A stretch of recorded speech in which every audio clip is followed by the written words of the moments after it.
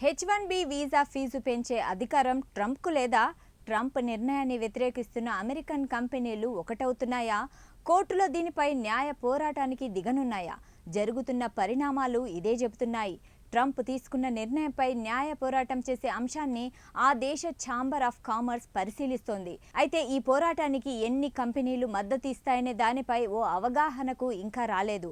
దీనిపై సంప్రదింపులు నడుస్తున్నాయట. యుఎస్ ఛాంబర్ ఆఫ్ కామర్స్ 2020లో నాన్ ఇమిగ్రేషన్ వీసాల జారీ నిలిపివేయాలన్న నిర్ణయంపై కూడా కోర్టుకెళ్లింది, గెలిచింది. ఇప్పుడు కూడా అదే బాటలో ఉందని చెప్తున్నాయి. అయితే H1B వీసాల ఫీజు పెంపుపై ట్రంప్ చేసిన ప్రకటనను చట్టబద్ధత ఉందా అనేది ఇంకా ప్రశ్నార్థకంగానే మారింది. ఎందుకంటే ఫెడరల్ ఇమిగ్రేషన్ చట్టం యుఎస్ సిటిజన్షిప్ అండ్ ఇమిగ్రేషన్ సర్వీస్ని ఫీజు వసూలు చేసేందుకే అనుమతించింది.